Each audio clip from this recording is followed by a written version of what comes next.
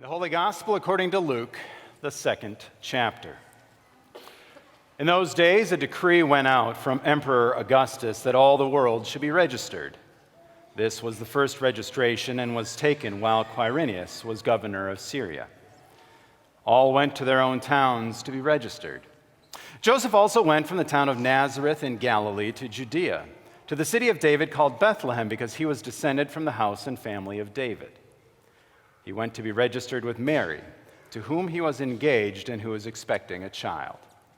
While they were there, the time came for her to deliver her child. And she gave birth to her firstborn son, and wrapped him in bands of cloth, and laid him in a manger, because there was no place for them in the inn. This is the gospel of the Lord.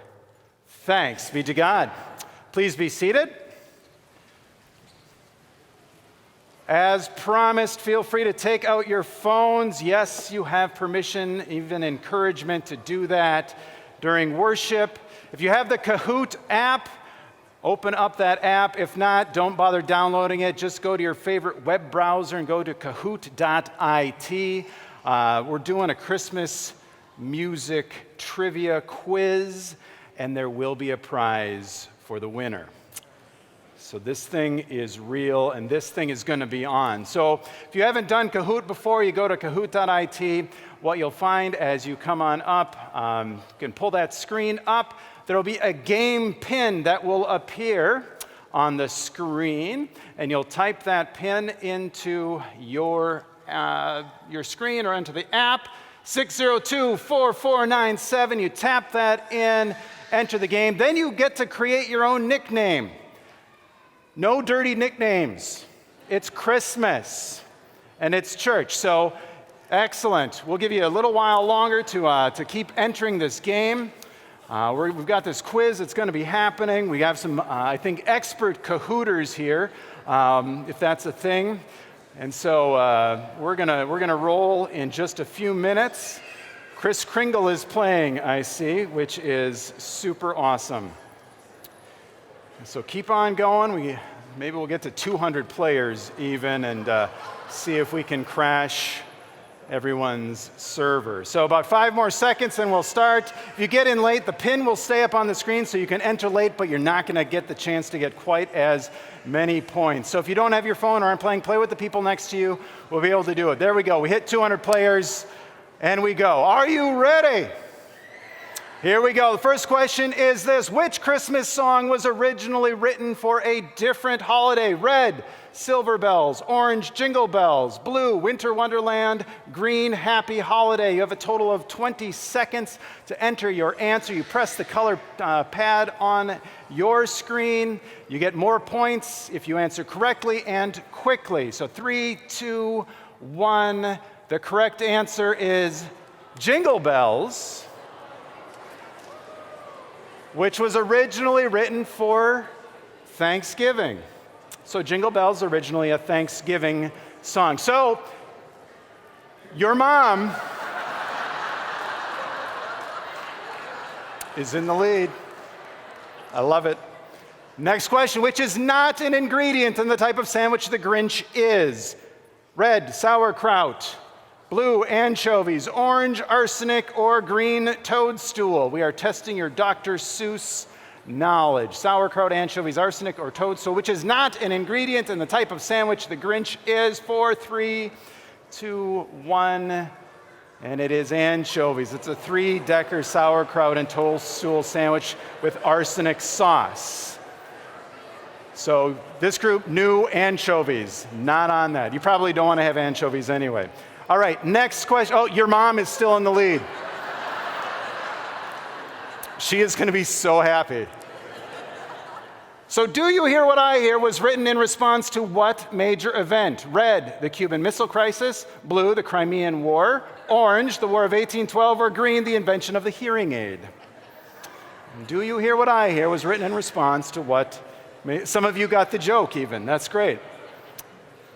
All right, 4, 3, 2, 1, and the correct answer is the Cuban Missile Crisis. Do You Hear What I Hear? One of the newer Christmas carols, written in 1962. Your mom is as a commanding lead. Next question. Mel Torme wrote the Christmas song, Chestnuts Roasting on Open Fire, in what state? Red, New York; blue, California; orange, Vermont; or green, Wyoming.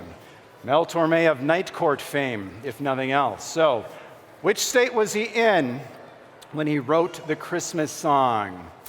4, 3, 2, 1. The correct answer is California. He wrote it because it was so hot, he wanted to think cold thoughts. True story. Let's see, how's your mom doing? Oh. I hope Butts is your last name and not just the things you were sitting on. All right. Which Christmas song is set to the tune of Greensleeves? Red, In the Bleak Midwinter; blue, Angels We Have Heard on High; orange, What Child Is This? Or green, All I Want for Christmas Is You. Greensleeves. Which Christmas song is set to that tune?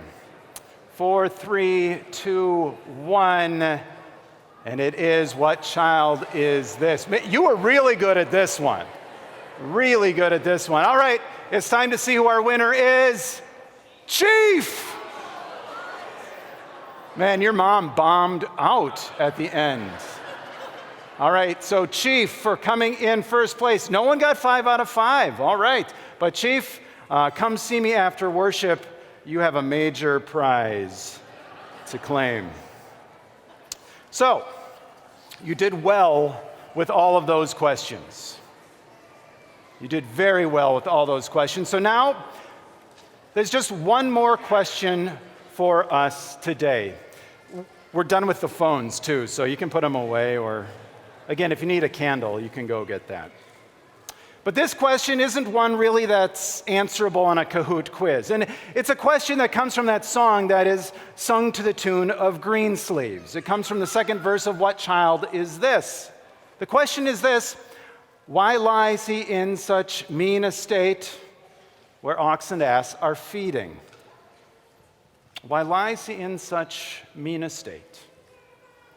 The question, of course, whenever we hear the Christmas story is why would any baby be laid in a trough with the half-chewed straws and being so close to the damp breath of the noisy livestock? I mean, it's not as though Mary and Joseph were like Ferber method parents who were into some sort of parenting thing where they thought it was a good idea for their newborn to be lying in a manger. So why lies he in such mean estate? Well, the answer is right there in the Gospel of Luke. It's because there was no place for them in the inn. And the thing is, Bethlehem was a small town. There may have been fewer people living in Bethlehem than are in this sanctuary tonight. So it's not like there were no vacancy signs littering the Bethlehem Marriott and the Bethlehem Motel 6 and the Bethlehem Holiday Inn. It was more like there was no place for them in the guest room or the guest house. It was more of a bed and breakfast type thing. And this was a culture that valued hospitality above almost everything else. It was literally unimaginable that someone would not be welcomed in, whether it's family or stranger. So it's shocking to hear that at the scene of his birth, Jesus, Emmanuel, God with us, lies in mean estate. And we hear this story year after year, and maybe we shake our heads in disbelief about those people of Bethlehem who had no place for Jesus. Those people who had no room for God. I mean, can you imagine that? God shows up and they say, nope, no room. And yet, the people of Bethlehem had no place for Jesus, and I want to judge them. But then I wonder, where in my life do I have no place for Jesus? Where do I not allow Jesus to go? Where is there no room for him in my hectic schedule, or no room in my daily routine, no room in my parenting, no room in my priorities, or politics, or finances, or my attitude? I mean, when do I tell Jesus that, I'd rather gossip and complain than make room for him? There was no place for Jesus in Bethlehem. And there are many places in my life where I tend to hang a no vacancy sign for Jesus. And maybe it's just me, but maybe not. Maybe there are some places in your life where you have no room for Jesus. Yet I noticed this really weird thing that happened here just a few minutes ago, and I'm not even talking about a Kahoot game on Christmas. I read these words from Luke's gospel. I said, "And she gave birth to her firstborn son and wrapped him in bands of cloth and laid him in a manger because there was no place for them in the inn." It was weird because I said there was no place for them in the inn, and then we all said, "Thanks be to God." There was no place for them in the inn. Thanks be to God? Really? Why would we say that? Well, we said, "Thanks be to God," not because it was up on the screen, but we said, "Thanks be to God," because we know how the story ends. I mean, we know about the angels and the shepherds, yes, and we also know about Jesus growing and teaching and calling disciples, and Jesus welcoming those on the margins and those who are considered losers and outcasts. And we know about Jesus challenging and confronting those in power who impoverished the bellies and the minds of those around them. And we know about Jesus feeding the hungry and healing the sick, and Jesus giving his body and blood, and Jesus going to the cross and dying, and Jesus defeating death and promising eternal life and a renewal of all things. So there was no place for them in the inn, and thanks be to God indeed. We say thanks be to God because we know how the story ends, and we trust that this is our story too. Even though Bethlehem told Jesus there was no place for him, and even though we tell Jesus the same, Jesus just keeps showing up. And Jesus keeps offering grace and life and forgiveness and love and healing and hope and wholeness and renewal. Jesus keeps showing up, and the Christmas story tells us that we have a God who knows what it's like to be rejected, to be told there is no place, to hear that God is not welcome. You know the old Rudolph the Red-Nosed Reindeer special, the Rankin Bass one with the abominable snowman? Remember the scene where Rudolph and Yukon Cornelius and Hermie the elf who wants to be the dentist, they wind up on the island of misfit toys? Remember that scene? And there's a water pistol that shoots jelly, and there's a Charlie in a box, and a cowboy who rides an ostrich, and the dolly for Sue who feels unlovable, all these misfits. Well, I can relate. And maybe it's just me. But maybe not. Maybe there are times and places where you feel like a misfit, like you don't belong, like there's no place for you. My guess is that each of us in some way or another knows what it's like to lie in mean estate. Well, we have a God who knows exactly what it's like to be a misfit, who has no place. And this God keeps showing up for you and with you. We have a God who will never, ever abandon you. And you may feel like a misfit or like there's no place for you. But I want you to know that you matter. You matter to God. And you matter to the people around you. In fact, you matter more than you can possibly imagine.